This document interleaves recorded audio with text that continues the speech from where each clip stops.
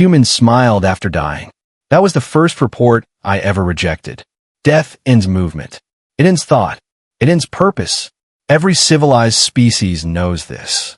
Humans disagreed. I am Senior Learning Observer Koresh of the Galactic Academy Network. My task was simple.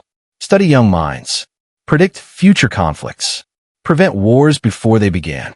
The assignment sounded peaceful. It was not. The human arrived during Cycle 41. A small female. Soft skin. 2 eyes that never stopped moving. No visible claws. No armor. No venom sacs. She carried colored books instead of weapons. I recorded her as harmless before she even entered the classroom. That was my first mistake. The classroom belonged to 23 species. Each represented a powerful civilization. Each had survived their own world's brutal tests. None came from a true Deathworld. Only humans did. I already knew the statistics. Extreme gravity. Wild temperature shifts. Millions of deadly organisms. Predators everywhere. Constant disasters. It sounded impossible. We assumed the reports were exaggerated. Civilized species always exaggerate old histories. Humans were no different. Or so I believed. The girl smiled at everyone. Not a dominance display. Not fear. Not submission. Something else. I classified it as accidental facial movement. The insect students ignored her.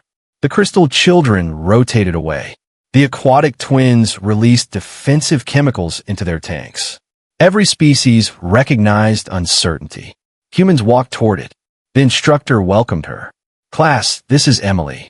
She waved. Nobody answered. She smiled anyway. Confidence without support. Strange. Our young require acceptance. Humans apparently required nothing. I wrote that into my report. Incorrectly. The lesson began. Basic interspecies cooperation. Safe communication. Shared problem solving. Nothing dangerous. Nothing unpredictable. Then the ceiling exploded. No warning. No alarm. Metal screamed. Fire flooded the room. Half the lights vanished. The pressure dropped instantly. Students panicked. Correct response. They scattered. They screamed. They searched for escape. Emily did something impossible. She ran toward the explosion. I assumed shock had damaged her judgment. Humans often displayed irrational courage according to military records. This confirmed my theory. She disappeared into smoke. The instructor shouted after her. No response. 3 seconds later, she returned, dragging a wounded crystal student twice her size. Impossible. Human muscle density could not explain it. She coughed. Eyes watered. Hands bleeding. Still smiling. I logged oxygen deprivation. Hallucination explained the smile. Incorrect again. Emergency shields sealed the breach. Medical drones filled the room. No fatalities. Minor injuries only. Everyone praised the rescue drones. Emily corrected them. The drones came later. No one answered. I reviewed security recordings. Again. Again. Again. There was no mistake.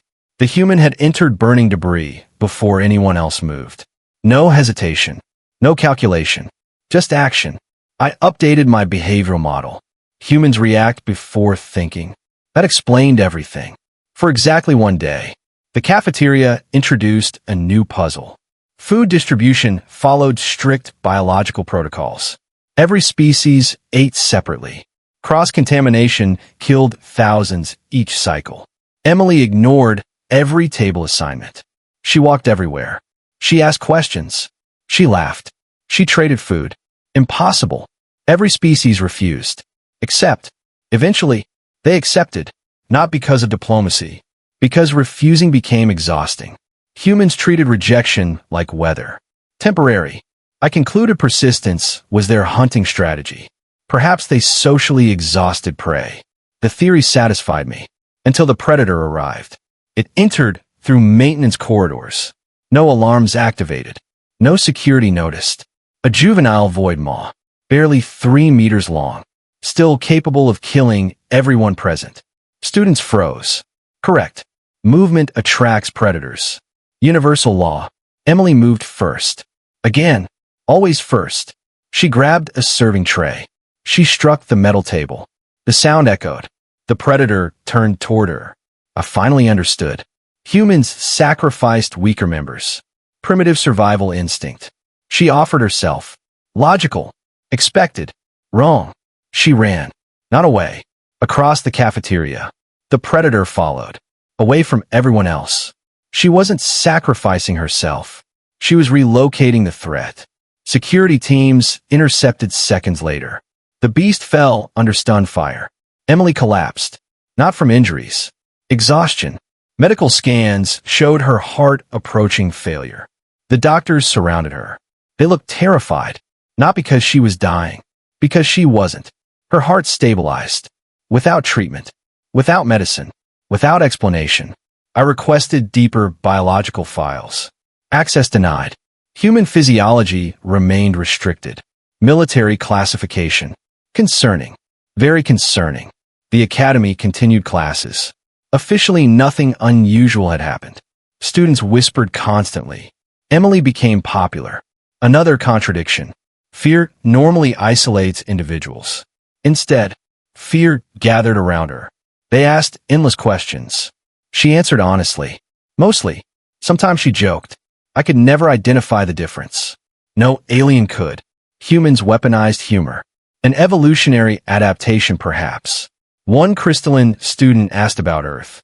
Emily thought for a moment. Then she smiled again. We have animals that can kill you. Everyone became silent. She continued. We also have plants. Silence deepened. And tiny things you can't even see. Several students immediately checked contamination scanners. Emily laughed. I assumed the scanners had malfunctioned. No, she simply found truth amusing. That disturbed me more than any predator. The following week introduced physical education. Every species participated differently. Grace, balance, coordination, controlled competition. Emily arrived carrying extra equipment. She offered it to everyone. Nobody accepted. Predictable. The obstacle course activated. Floating platforms. Gravity shifts. Reaction puzzles. Moving barriers. Designed to challenge every known nervous system. Emily failed the first obstacle. She fell. Hard. Students laughed. Interesting. Humans were not exceptional after all. She stood. Rubbed her shoulder. Returned to the beginning. Failed again. And again. And again. 27 failures.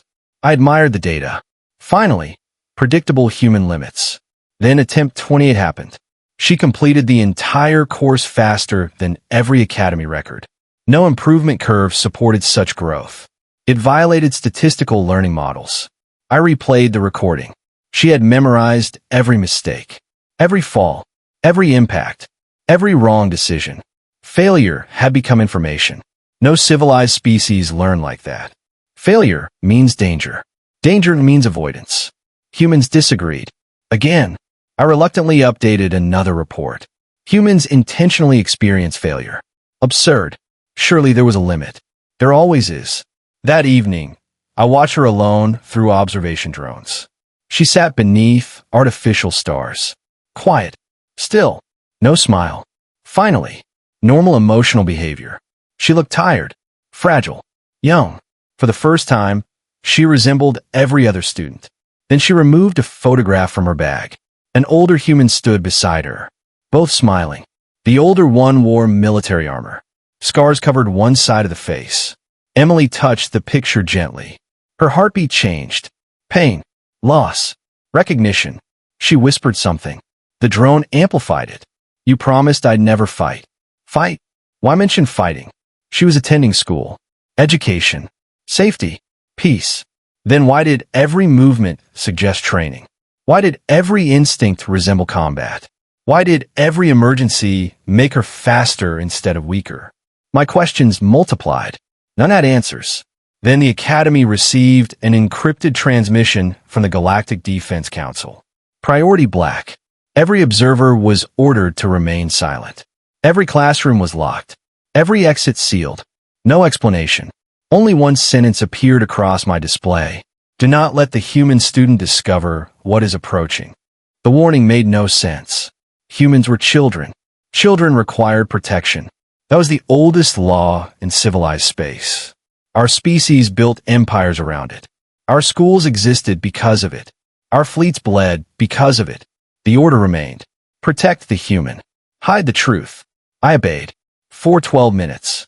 Then everything failed. The lights dimmed. Not an outage. Something was feeding. Every sensor across the academy slowed at the same time. Power disappeared without damage. Heat vanished without cooling. Sound itself seemed thinner. I searched every database. No match. No explanation.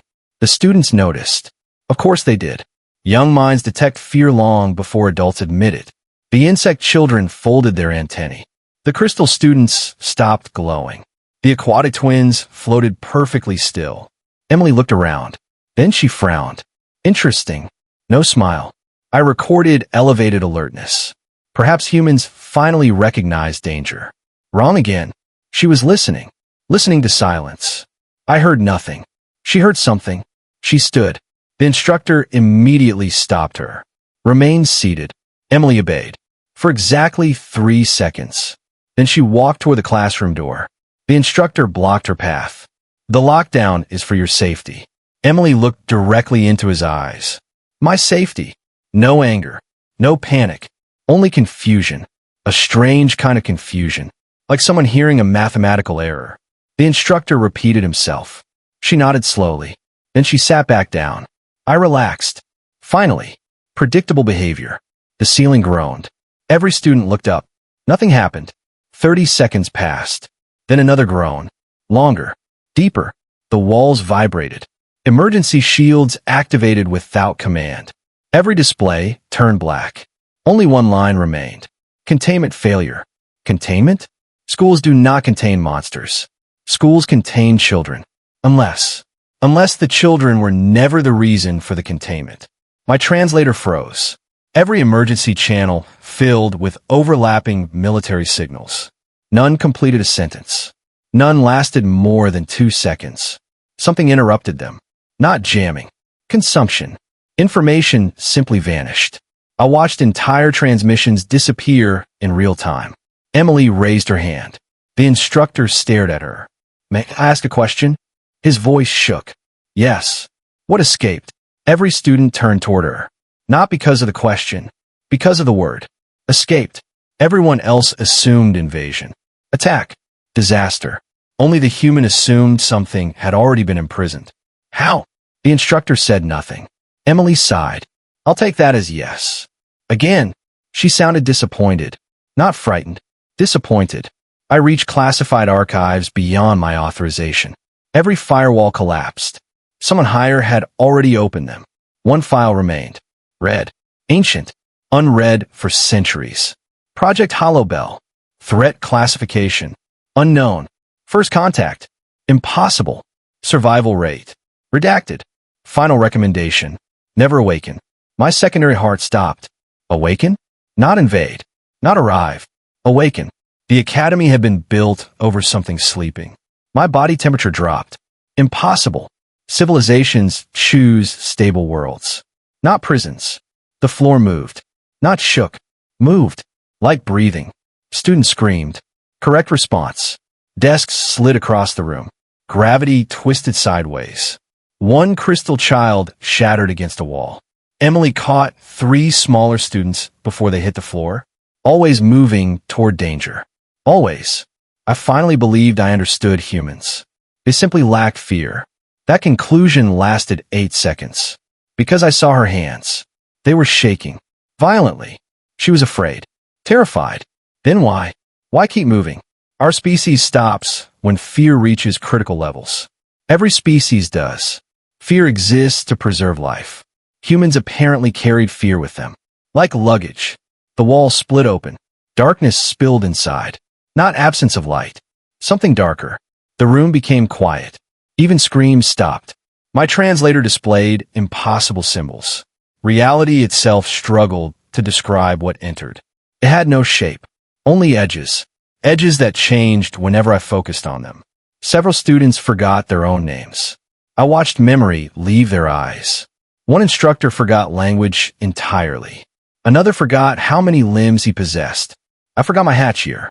The thing had not attacked. It merely existed. Emily whispered one word. No. She knew it. How? The darkness moved. Every instinct demanded surrender. Civilized species survive by recognizing superior predators. We kneel. We freeze. We wait. Emily did neither. She closed her eyes, took one slow breath, then another.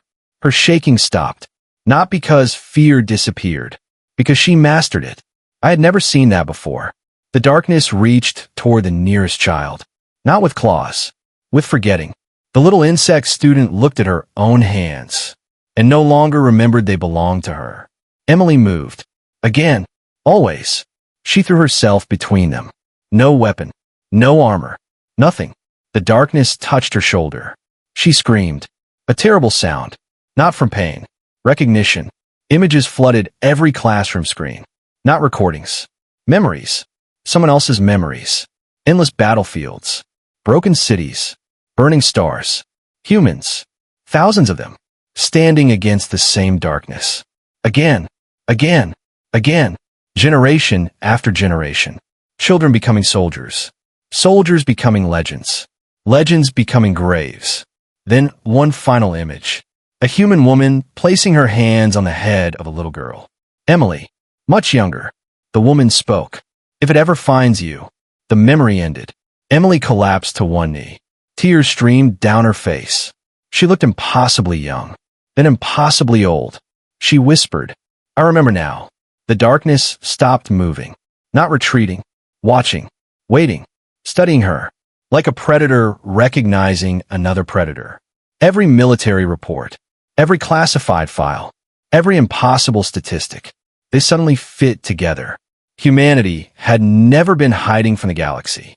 They had been hiding something from themselves. The classroom had welcomed a little girl, but somewhere beneath that frightened child, something ancient had just remembered why it had been trained. If this story kept you on the edge of your seat, don't forget to like, subscribe, and turn on notification bell for more epic HFY sci-fi stories every week. Humanity's greatest battles are only just beginning.